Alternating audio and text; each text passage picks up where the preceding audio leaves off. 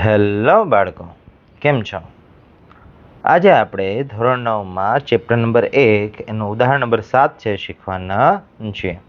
હવે એમાં આપણને કહે છે કે સાબિત કરો કે 0.333333 અનંત સુધી બરાબર 0.312 ને પી પૂર્ણાંક હોય અને ક્યુ શૂન્યેતર પૂર્ણાંક હોય તેવા પી ક્યુ માટે પી ભાગ્યા ક્યુ સ્વરૂપમાં દર્શાવી શકાય છે. એટલે આપણે કરવાનું શું છે કે ભાઈ જે અહીંયા અનંત આવૃત દશાંશ જે આપણને આપ્યો છે એને આપણે અંશ અને છેદવાળા સ્વરૂપમાં દર્શાવવાનું છે.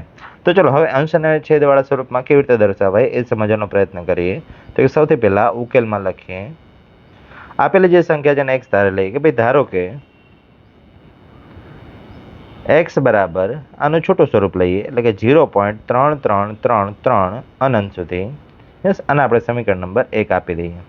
ચલો હવે સમીકરણ 1 આપી દીધા પછી જોવાનું કે ભાઈ પોઈન્ટ પછી કેટલા અંકો વારંવાર પુનરાવર્તિત થાય છે. તો કે પોઈન્ટ પછી આ 3 એકલો જ છે એ વારંવાર છે પુનરાવર્તિત છે થાય છે. એટલે જેટલા અંકો વારંવાર પુનરાવર્તિત થતા હોય એટલે આપણે એકની પાછળ 0 મૂકી બંને બાજુ ગુણાકાર છે કરવાનો છે. એટલે એક અંક રિપીટ થાય છે એટલે આપણે લખીએ કે ભાઈ બંને બાજુ 10 વડે ગુણાકાર કરતા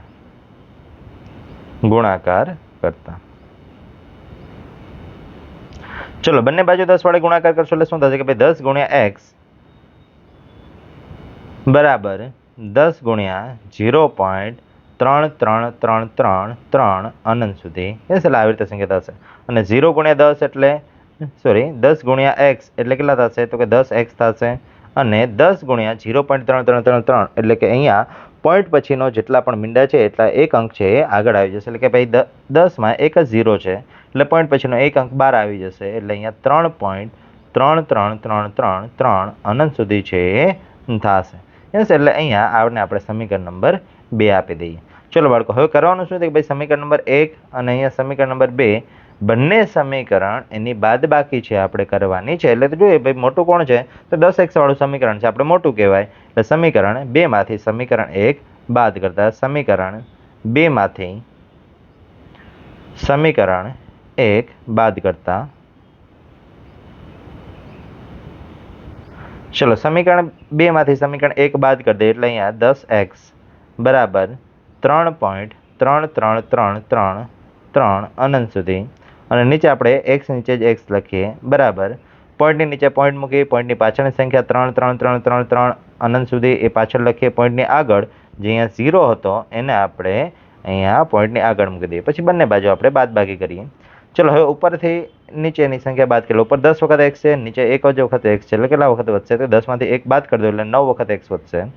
હવે અહીંયા બરાબરની સામેની બાજુ તો કે પોઈન્ટ પછીના બધા જ અંકો સરખા છે એટલે 3 માંથી 3 જશે 0, 3 માંથી 3 જશે 0, 3 માંથી 3 જશે 0, 3 માંથી 3 જશે 0. એટલે પોઈન્ટ પછીના બધા જ અંક 0 થઈ ગયા. ખાલી પોઈન્ટની આગળનો એક સંખ્યા વધશે કે ભાઈ 3 માંથી 0 જશે એટલે કેટલા વધશે તો કે 3 જ છે એ વધશે. યસ, એટલે કે 9x બરાબર 3 છે આપણને જવાબ મળ્યો. ચલો 9 ગુણાકારમાં સામે લઈએ એટલે ભાગાકારમાં એટલે x બરાબર શું થશે 3/9.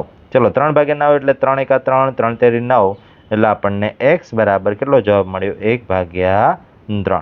યસ, કે તેથી આપેલી જે સંખ્યા હતી એનું p ભાગ્યા q સ્વરૂપ 1/3 છે એ મળે છે. એટલે કે તેથી આપણે લખી નાખીએ કે ભાઈ તેથી 0.3333 અનંત સુધી બરાબર 0.3/12 ને p ભાગ્યા q સ્વરૂપે એટલે કે અંશ અને છેદના સ્વરૂપે